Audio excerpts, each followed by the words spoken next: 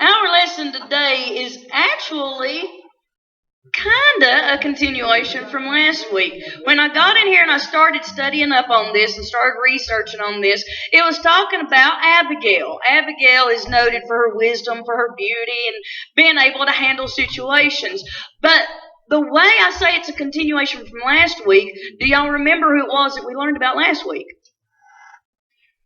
We learned about Caleb. Remember the story of the 12 spies that were sent into Canaan land? They come back. 10 of them give a bad report. 2 of them give a good report. The 2 were Joshua and Caleb. And then Caleb, when he turned 85 years old, says, listen, God promised me that mountain. I'm ready to go get my mountain. So give me my mountain. And Joshua's like, all right, go get it. And Caleb went and he took what God had promised him. He had faith enough to go in and take that which God had promised him. I wish we had some of that faith, don't you? So when Caleb goes in and he takes this mountain, now let's think about this. This is a land of milk and honey where they brought back an example of the fruit, and one bunch of grapes was so large that 2 full-grown men had to carry it on a stick between them, so they could actually carry it back to show them because they grew so large. Talking about an abundant place. Well, Caleb goes in and he takes his place for his own. Don't you know that he was blessed of God from that point forward? And the way that you were always blessed of God and shown prosperous was in your things that you possessed. Now, I'm going to think that Caleb naturally was able to possess more cattle and more sheep because look at the land that God had given him. That passes on down through generations because in the Old Testament, what one has in the family, then the next one down has it, and the next one down has it, and they keep it in the family. It was actually against the law for them to sell out their family property if they had inherited it. So when we get to our story today about Abigail, you may think, oh, well, Abigail received all that. Well, kind of. Abigail was not kin to Caleb, but Abigail came with a husband. Have y'all ever heard of Nabal? Nabal wasn't known as being a very good feller, but he did have one thing on his side. He was a descendant of Caleb. So guess what Nabal did have? It is listed that he had thousands of sheep and of cattle and all these things, enough to where he had so many servants that the servants would go out and tend to things. So through Caleb and Caleb's faith, the devil tries to come in and destroy it by making his descendant what they described, and we'll hear it in our lesson in a second, a churlish man, one that was evil. He was a smart aleck. He was just, every way you looked at him. But God still had a plan for that family. He still had a plan for the descendants of Caleb because of that faith. And that's where Abigail comes into play. You see, in the Old Testament, it wasn't I like that over there. I'm going to go ask them out and we're going to get married. It was family members meeting with each other and working it out to where, hey, I've got this daughter.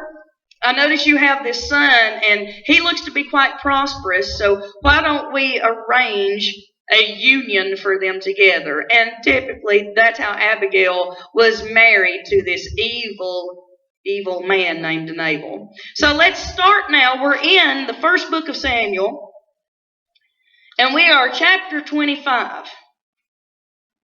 And now one little bit more of history before we start reading. At this same time, David has faced the giant. David has served King Saul. David has gone out here, and you remember when they were talking about the songs that Saul had slain his thousands, and David had slain his 10,000s. And remember, Saul turned on David. At first, it was all great and wonderful. Saul loved him. Saul brought him in the house. Saul kept him around. Saul gave him his own daughter to be married to. His son Jonathan was David's best friend. All was hunky-dory until people started bragging about David a little bit too much. And then Saul turned on him. And Saul honestly tried to kill him. Every time David turned around, Saul was trying to kill him again. At this particular point, David has fled from the very presence of Saul. He is living out in the mountains and the caves and anywhere else. And he has a following of about 600 men. These 600 people, they chose to go with David and his leadership. Now, what in the world are they supposed to do for food and stuff? The way it worked back then, when you were a nomadic person, a nomad is somebody that doesn't have a house, they constantly are on the move. Okay? They don't have that set place to go in, lay down at night and sleep. They sleep wherever they end up at the end of the day for that day. Well, that was David and his 600 men. And the way they would work it to make sure that they were attended to, if they saw any shepherds out in the fields or any families out or any tribes in the fields, they would go and they'd protect them. They didn't have to be asked to protect them. They would naturally go and protect them. And then when time came that they were about to get hungry, they would simply go up to these people and say, "Do you have anything that you could share with us?" And what would the people do? Well, of course they would. They would give them food. They would give them furnishings as in repayment for their protective services. Now we go back to Nabal, who had over 3,000 head of sheep. Now, I don't know if you've seen even 10 to 20 sheep at a time, but them poor old dumb animals, they go everywhere. You can't keep them in one spot. And this man had over 3,000. And that was before they created the barbed wire fence. So they're out roaming, 3,000 sheep, and all kinds of servants have to tend to them. And don't you know that there were thieves in the neighborhood? Not only were there thieves, but it's even written in there how David himself, while he was a shepherd, he had to slay a bear, he had to slay a lion. So you know that in the area they have these animals that once they look at a sheep, they're probably going to start licking their chops like, that looks like some leg of lamb. But David's men, so long as they were around, they protected the sheep. They protected the shepherds. They took care of all of Nabal's stuff without being asked. So now we pick up in chapter 25 of 1 Samuel. These are verses 2 and 3. And there was a man in Maon whose possessions were in Carmel. And the man was very great, and he had 3,000 sheep and 1,000 goats. And he was shearing his sheep in Carmel. Now the name of the man was Nabal, and the name of his wife Abigail. And she was a woman of good understanding and of a beautiful countenance. But the man was churlish and evil in his doings. And he was of the house of Caleb. Remember, Caleb is the one that went and took his mountain because of the faith that he demonstrated in the promises of God. God is still going to see to it about Caleb's heritage. The devil comes in and he has control. The devil had complete control of Nabal, did he not?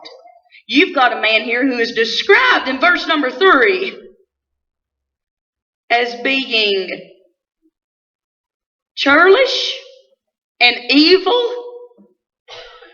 I mean, he wasn't just mean. He was a smart-aleck mean kind of. He was cruel mean. But here his wife happens to be Abigail, who is described as good understanding, beautiful countenance.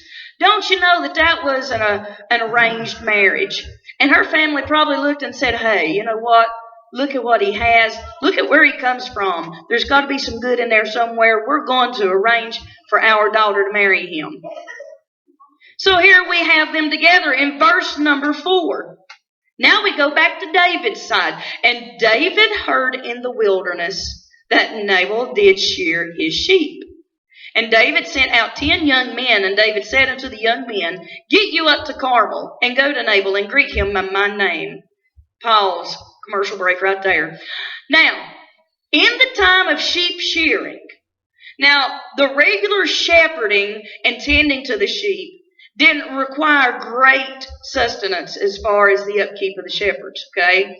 You're talking about the daily, watching over them, walking with them. That's when you can have peanut butter sandwich in the sack as your lunch, and it's okay. But when it came time to shear the sheep, that was a great deal of work, and they would look at that and treat it as a very festive occasion to where they would bring in extra food and extra sustenance for the workers to keep them going, because if you've ever sheared a sheep, it's not like they just walk up there and you unzip it and it falls off. I mean, it's a serious job to have to tend to.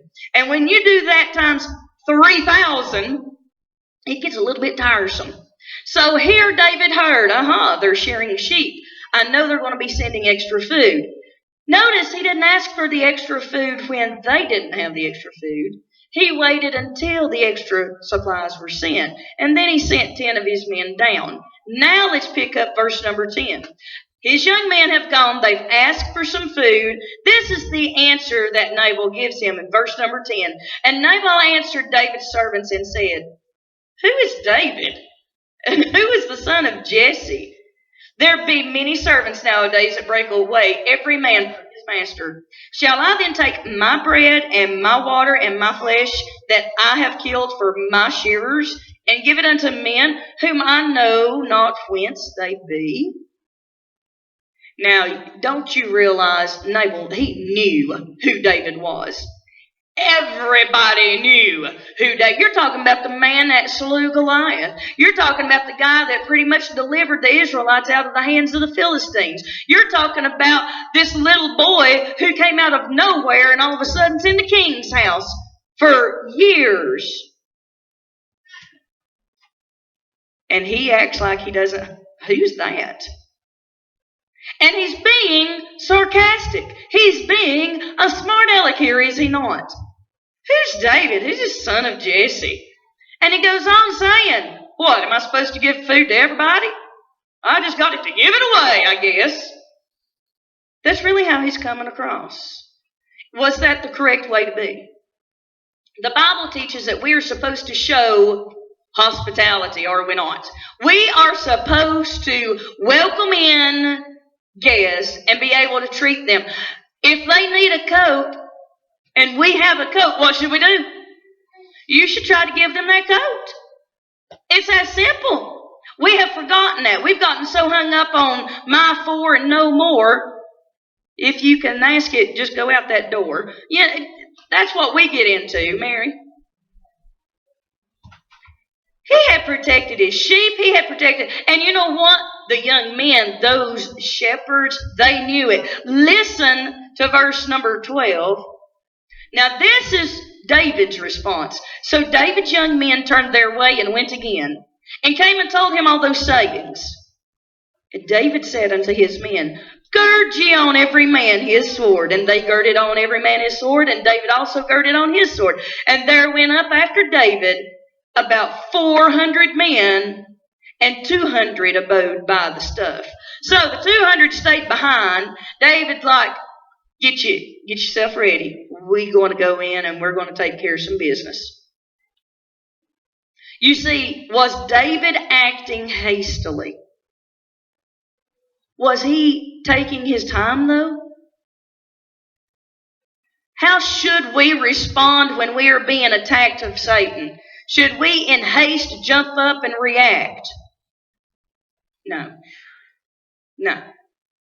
I don't know about y'all. Now, maybe none of you have been like this.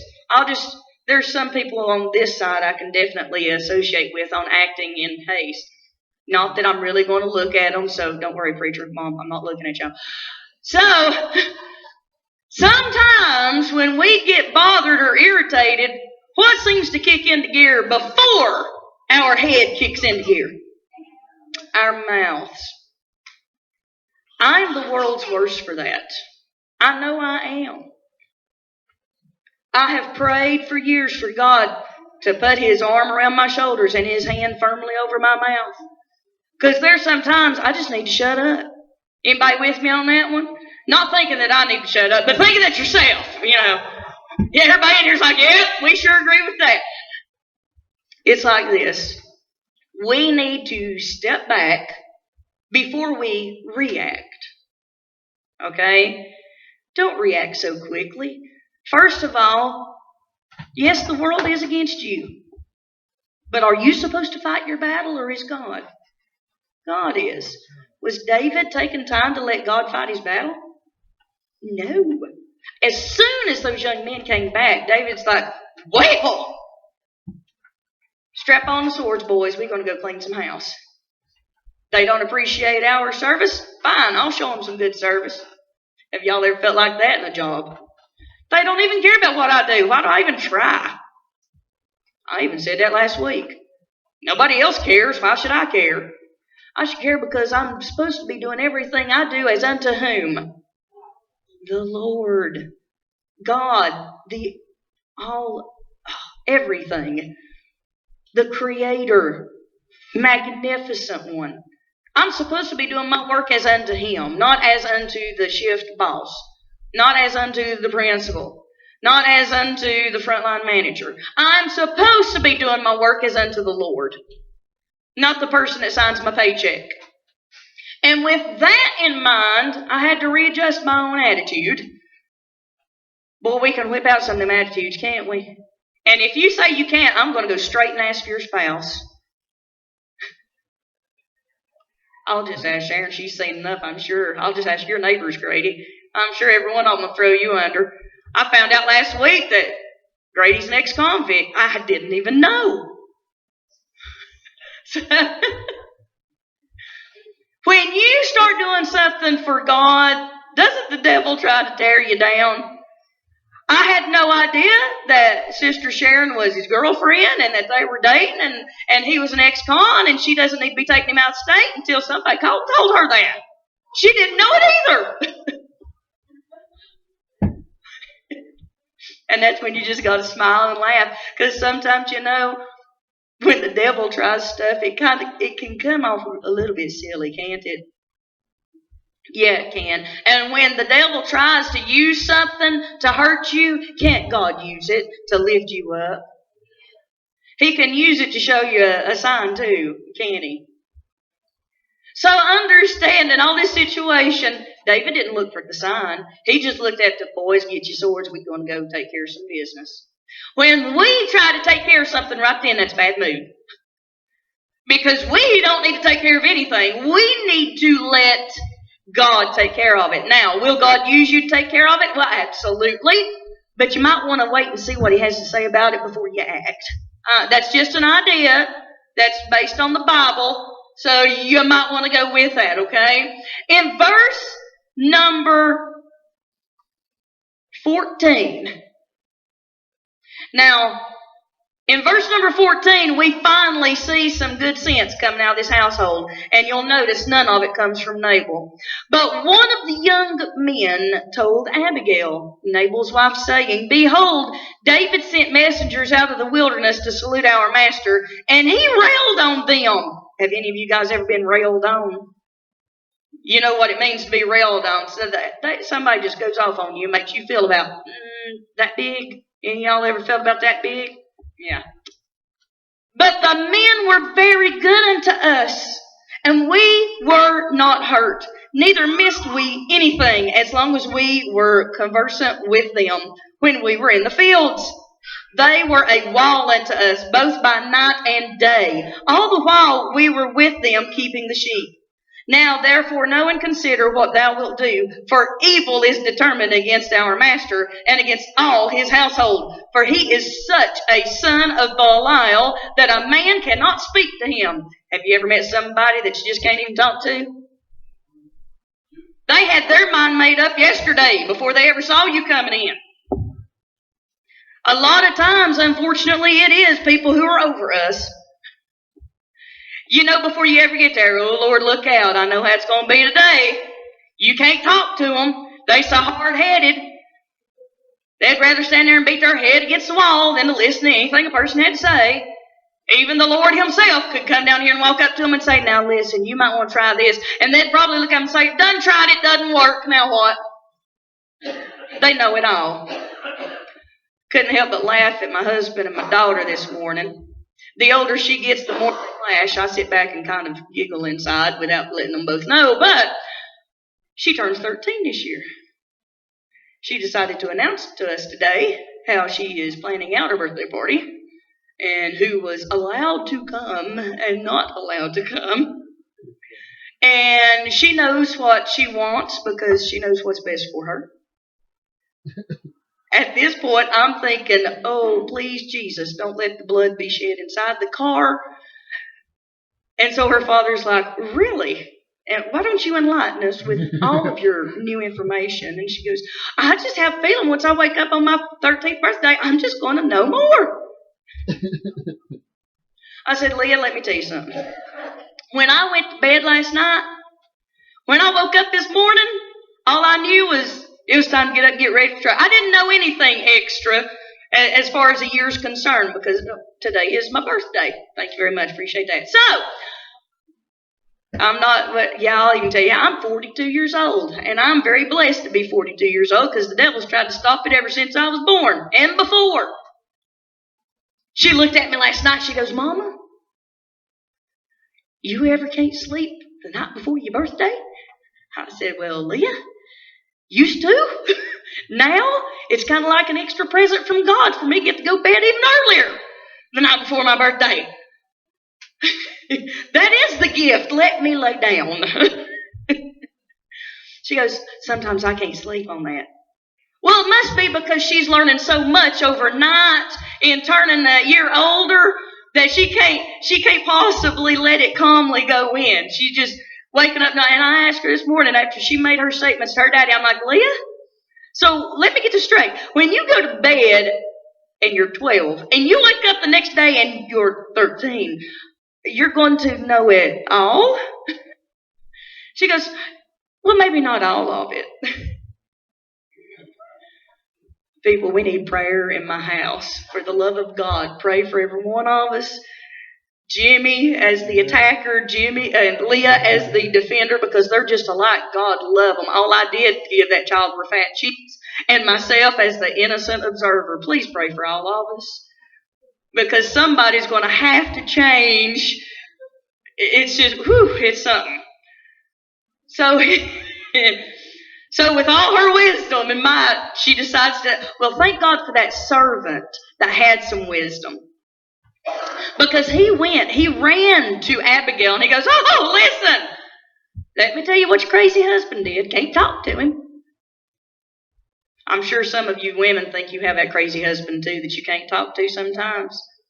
I know that none of us women would ever get into a mood to where we don't want to hear something our husbands have to say. Oh, no, not us. We're so receptive and love, and where we're like, yes, honey, what do you think about it? Instead of, whatever, I know what's best. Shut up and go on. Don't you have a yard to mow? If you take that trash off a little bit more, I could get some stuff done around here, make this place run ship shape. Yeah, we need to think twice, don't we? Last time I read Proverbs 31, where he's talking about that virtuous woman, didn't have her running the husband off for any amount of time so she could run the house. It didn't.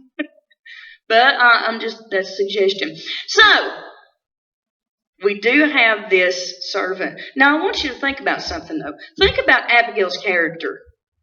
Because you see, the servant knew that he could do what? He knew he could go talk to her. There are some people that are approachable. There are some people that are not. And when you go, you don't even want to go to them. You see them coming, you're like, oh. Or if you have a problem, it's like, okay, I have a problem, don't want to go to them. Jimmy and I deal with this a lot. I try to take it on, it's more me than him. But a lot of times it cracks me up the number of people that call Mary and preacher instead of ever asking Jimmy anything about church. Do they not? Sister White, I need such and such. Do you think you could talk to Jimmy, Pastor Jim? To date, I want y'all to know Jimmy has never physically attacked a church member, nor has he maybe Brooks, but nor has he removed the head of any church member. Okay? Now, I'm not going to say that about myself, but Jimmy's really good. approachable. You can go talk to him, really. Sure, if you call, he never answers his phone. Send him a text, and he'll call you back. He does actually do that part. So just understand, he will, eventually. It may not be in your timing. It may not even be in his timing. But I know it'll be in God's timing, because God's supposed to be knowing the master plan, is he not? So, here the servant goes to Abigail, and he's pretty much tattletelling on her own husband to her. Who's going to know her husband more than her? There's a little side note here I absolutely love. Let me go find it. Oh, here it is. On page 55, your reputation is what people say about you, but your character is what God and your wife know about you. Yeah, it's a whole lot different, isn't it? For all these pastors' wives, if you've ever been married to a preacher, they really are human beings, are they not? Junior's like, you need to turn that around. It's what he really knows about Shelby. That's what he's trying to say, Shelby. I'm just trying to protect you. Understand, we don't know until we live in the household with somebody, do we? They can look like nothing but cookies and cream and everything else to everybody. Go spend a week with them in a house. You'll find out exactly how they are. Hardly anybody can fake it for more than 2 days. Found that now. It's hard enough to do it for a day, isn't it, Kendra? Even the whole time that you're dating. Oh, I love you. You're so wonderful. You're so great. And then you marry them and you're like, who is this person? I swear I didn't marry this one. I was wanting to marry the one that I met about 3 months ago. Could I have that one back? It's a whole new world, so to say. Thanks to Aladdin. Anyway, so Abigail has some character. She has demonstrated in her actions. The servants even knew. Let's go tell the master's wife. She goes to take care of some business. And this servant, he's like, listen, these guys helped us. They protected us. They took care of us. And when they went and asked for some food, he railed on them. In other words, he went off on them. I went and listened to the chapter yet again this morning. The way that David described it was he prayed for God to do unto him whatever he couldn't do to his enemies, and leaving Nabal's house without anyone that pisseth against the wall. That was the exact wording in the Old Testament. That means he was going to go kill them all. If it was a guy, it was going to be dead. Well, what were these servants? The servants were guys. Were the servants guilty of anything? Absolutely not. So David, in not taking his time, was acting hastily, going to go in and kill them all. When in reality, the only one that was the problem was Nabal. And the servants knew this. And the servants were like, man, there's some people in this world you don't mess with. David was one of those people you just didn't mess with. For one way or the other. One, he had the power and might in himself. But two, he was anointed of God. Verse number 18. Here's what Abigail decides to do. Then Abigail made haste and took 200 loaves and 2 bowls of wine, and 5 sheep ready dressed, and 5 measures of parched corn, and 100 clusters of raisins, and 200 cakes of figs, and laid them on asses. Now David had said, surely in vain have I kept all that this fellow hath in the wilderness, so that nothing was missed of all that pertained unto him, and he hath requited me evil for good. David's still stewing. He's madder than a wet hen at this point. He's like, I took care of this for him. He never had to worry about this. He never had to. And then he's going to do this to me. Oh, we'll see. But the whole time while David's getting up the gear, Abigail's working. And she is. Now I want you to look. This is a sign of how wealthy this family was. She immediately went and pulled all that food. Immediately. 5 sheep ready dressed. This dude had a whole lot of stuff, did he not? For her to be able to pull this stuff out of the pantry without even working hard at it, That tells me they were very well to do. So let's go on and look at verse number 25. Now, Abigail loaded up this food. She gets on her donkey and here she goes. She is going to be an intercessor. That is an example of whom for us? Christ. She went and she took this sacrifice just like Christ was our sacrifice. We were headed for a devil's hell, but through that sacrifice, our lives were spared. Verse 25, and listen to how she words this. Let not my Lord, I pray thee, regard this man of Belial, even Nabal. For as his name is, so is he. Nabal is his name, and folly is with him. But I, thine handmaid, saw not the young man of my Lord, whom thou didst send. Who is she putting all blame on? She does admit that Nabal is folly, but she is trying to take the blame and the consequences. If you read before verse number 25, she actually says, please let this fall on your handmaid. She was going to take whatever punishment instead of her household. She was willing to sacrifice herself in place of her household.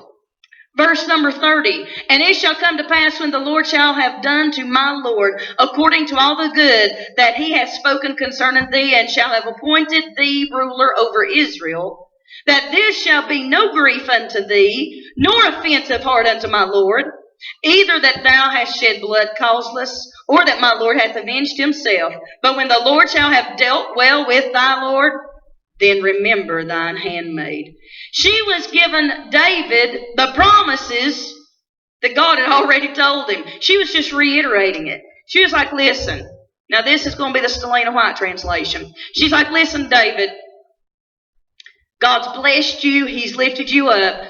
This silly man Nabal, once you are appointed and given the kingship like God's promised you, you're not going to think any more of this. So let me take whatever, and you just continue to be blessed of God. That's what she was trying to get across to him. And look what this does to David in verse number 32.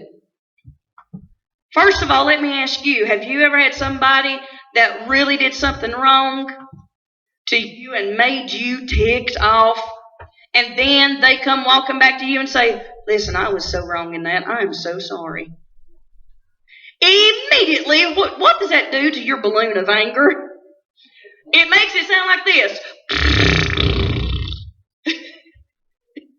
Because it completely deflates that balloon. I'll go in, I'll be ready to just have it out with Jimmy White. I'll be thinking about it all the way from school. I tell you what, I can plan some great fights in my head. Anyway, don't tell me that none of y'all have not done that very thing. You plan it up from the moment you hang up. I just knew the other day that my sweet, beautiful sister Selena was going to kill Brooks. I knew it. I saw it in my head the whole episode as she physically beat him. Brooks works next door to me now. I'm at Camp Creek Elementary School, and he's at the Free Will Baptist Home for Boys. So he comes over to pay me a visit. They called me from the office. They're like, there's someone. See if you can step over here. Oh, okay. So while Brooks is there and telling me how much he missed me and loved me and how great I am. Actually, it didn't all go like that. That's also in my mind. But as he comes over, his phone rings. And he looks at it and goes, oh, there's my beautiful wife now. Really, those were the words. So hopefully you won't beat him again. Anyway, so he looks at me and goes, hey, answer the phone. And I'm like, hello? And a very hesitant voice comes across that phone going, is Brooks there? To which I immediately responded, well, he's a little bit busy right now. Can I take a message for him? She just hung up. There was no more conversation. I'm like, hello? And I'm like, Brooks, I think I just got you killed. So he's like, oh, Okay, and so he takes the phone. He tries to call her back. He looks at me. She goes, she's not answering. I said, oh boy, this is not a good sign. He sends her texts. He calls her, 8 times was it? Yeah. Needless to say, I just knew if I saw Brooks again, there would probably be some scar tissue around his face area. I just prayed. I'm like, oh God, please take hold of that situation. You might not want to do that trick to her again. I'm just saying. Understand, we can imagine some great stuff, can't we? David was filled up with it. He was going to go kill every one of them. He probably had exactly where he was going to run them through with a sword planned out. And then here comes Abigail. And she's like, sir, I didn't know. I didn't see it. Now, in the Bible, it describes that as soon as she physically approached him, it says that she quickly got off of her donkey and immediately bowed down. Now, how are you supposed to fight against that?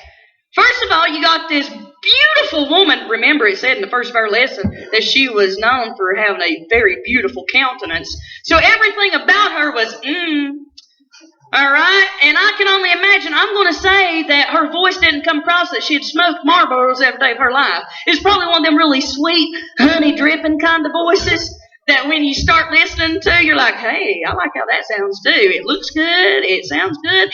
And, hey, the food's right there. You know when seeing this food, it's going to taste good later too. So David's like, hold up, fellas. Because immediately she's off. She's bowed down to him. And how does she talk to him? She refers to him as my Lord. She's showing him reverence and respect. You talk about deflating an anger balloon. He had not a good leg to stand on right then. Might as well give up now. I just hate it when I've planned all the way home to be in a terrific argument with my husband. And I get in there and I'm ready to go. And he looks at me and says, well, don't you look nice? You know, I love you. I missed you today. I just want to slap him. I'm like, quit saying stuff like that. I came in here ready to fight.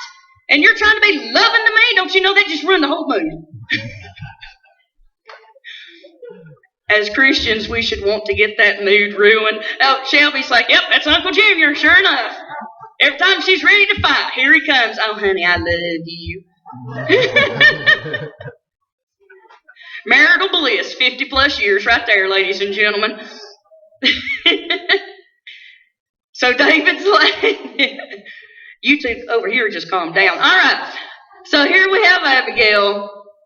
We're back on verse number 32. And David said to Abigail, blessed be the Lord God of Israel, which sent thee this day to meet me. And blessed be thy advice, and blessed be thou, which hast kept me this day from coming to shed blood, and from avenging myself with mine own hand. Who is supposed to be the avenger for us? It's supposed to be God. It's not even supposed to be Captain America, people. It's supposed to be God. Talking about the Avengers, you know. I get a little off track there. Anyhow, in verse number 34, for in very deed, as the Lord God of Israel liveth, which hath kept me back from hurting thee, except thou hast hasted and come to meet me. Surely there had not been left unto Nabal by the morning light any that pisseth against the wall. So David received of her hand that which she had brought him, and said unto her, go up in peace to thine house. See, I have hearkened to thy voice, and have accepted thy person. Pretty much anger balloon deflated. And have you ever seen somebody, maybe you were the one that was apologetic. Of course, I know the most of us, I'm sure that's not been a very often thing, but I'm hoping it gets better.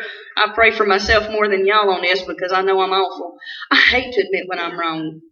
Golly, that whole phrase of eating crow, I could eat a dead crow easier than I could admit when I'm wrong. It kills me to have to go, I'm sorry, it was my fault. You know, after you say it, though, it feels so much better. It's just that initial saying it, that initial admittance that, well, you did wrong, you messed up. We're human beings, aren't we? Sometimes we need to realize that. And then you see how the person, even they'll come in, they're ready, and you tell them how sorry and wrong that you are, and they're like, It honestly, it physically makes them go, well, great, now what am I going to say? Especially when it's a Christian. Because as Christians, we're supposed to give people the benefit of the doubt, aren't we? We're supposed to, oh, here we go, love them. You were loving getting into an argument with them there for a few minutes, and now you got to love them without one. Oh. We need to realize that. But let's listen. Listen to how God comes back, and He does avenge. If you will actually let God take care of it, it's going to be taken care of better than you ever thought. Verse number 36. And Abigail came to Nabal, and behold, he held a feast in his house, like the feast of a king. And Nabal's heart was merry within him, for he was very drunken, wherefore she told him nothing, less or more, until the morning light. She couldn't talk to the man normally. Do you really think she could talk to him while he's all liquored up? Lord, no. That's when you just avoid them. Just let them go pass out. I'll talk to them tomorrow. So here's verse 37, tomorrow. But it came to pass in the morning when the wine was gone out of Nabal, and his wife had told him these things, that his heart died within him, and he became as a stone. And it came to pass about 10 days after that the Lord smote Nabal, and he died. Immediately when he found out how he was about to be killed, but she interceded, that was too much stress for him. He couldn't handle it. He either had a massive stroke or a massive heart attack. But whichever one he had left him as a stone. I bet he didn't even come back to consciousness after that. And he lay for 10 days before he finally died. Now listen, verse number 39. And when David heard that Nabal was dead, he said, Blessed be the Lord that hath pleaded the cause of my reproach from the hand of Nabal, and hath kept his servant from evil. For the Lord hath returned the wickedness of Nabal upon his own head. And David sent and communed with Abigail to take her to him to wife. Now, it was promised years prior that Israel and that seed would be abundantly blessed of God, right? And it even outlined the lineage that it was. We know it's supposed to come through that line of Jesse and on down from times in past. So we know that David's going to be a blessed man. And what better way to bless him than to give him not only a very beautiful woman, but a beautiful woman that had good sense. She had understanding. When the Bible talks about having a helpmeet, it means one that can really help you out. Did she help David in this situation? She helped prevent him from acting and being vengeful instead of letting God handle it. And she wasn't even his wife then. And David realized that. And through her following what God would have her to do, God turns around and He blesses her even more by having her become David's wife. Verse number 42. And Abigail hasted and arose and rode upon an ass with 5 damsels of hers that went after her. And she went after the messengers of David and became his wife. She already knew that he was going to be king because she knew of the anointing of God. You see, God had to make a way. God will make a way when there is no way. When it looks like all chips are down and you're in a situation and you cannot get out of it, there's no telling. I don't know how long she was married to Nabal. I'm sure it was a good while. And God still blessed her. And did God deliver her from that situation? Yeah, you better bet He did. It didn't take somebody going in and killing Nabal like David planned. God took care of the situation. Now, I'm not saying that you got a problem with somebody and God's going to kill them. I'm saying that God will move in the situation. It's that simple. Okay? God will move if we do what? If we do what? Stay faithful. If we let Him, I heard back here. If we trust Him, let Him take care of it. You see, all of those actions require that we not jump and run. We need to step back and let God handle it. David didn't step back that one time, did he? He did in a lot of other situations, but I'm going to say that David was an impatient kind of person. God had to send her to force him to step back, didn't he? But through her, whether it be the looks, whether it be the understanding, I'll tell you what it was the dependence on God. Everything about her took control of the situation. She went in complete obeisance. You know what that is? She was obeying down. She was bowing down to David. Through complete obedience and reverencing of a person, she took control of the whole situation. She didn't go in as the big dog, did she? She didn't go in to take control of it. Now listen here, David, you better listen to me. Unfortunately, sometimes, and this is where I go back to us females, a lot of us females want to come in and take a situation like that, don't we? Listen, I know what you think, honey, but you really need to listen to me on this one. Have you ever tried to step back and say, you just go ahead and decide it? Well, that's a hard one for us females, especially if we've been married for any amount of time. We want to take control of the situation, don't we? Because most of us think we know better anyway.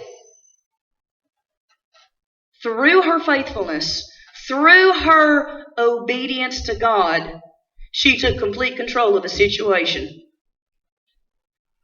Our golden text is 1 Samuel chapter 25 and verse 3. She, Abigail, was a woman of good understanding and of a beautiful countenance, but the man Nabal was churlish and evil in his doings. Don't you think she probably thought, why am I having to live with this devil? I'm sure some of us have had that cross our mind. Why am I having to live with this devil? I know I picked him. I decided to have his children. But why, Lord, are you putting me with this devil to live with? Hey, if you'll follow God, He will take care of you, and He will take care of your situation. The problem is, you have to let God do it. And then we get that our timing is not God's timing, no matter how much we try to pray it in. Preach why? On page 60. Pride, the one about pride. Pride builds walls between people. Humility builds bridges. I like that one. If you build up a lot of pride, you can't be approached. A wall keeps people out. A wall of pride. But humility, if you're kind and you're humble, people will come to you for advice. Be obedient to the Lord. I hope you've learned something today.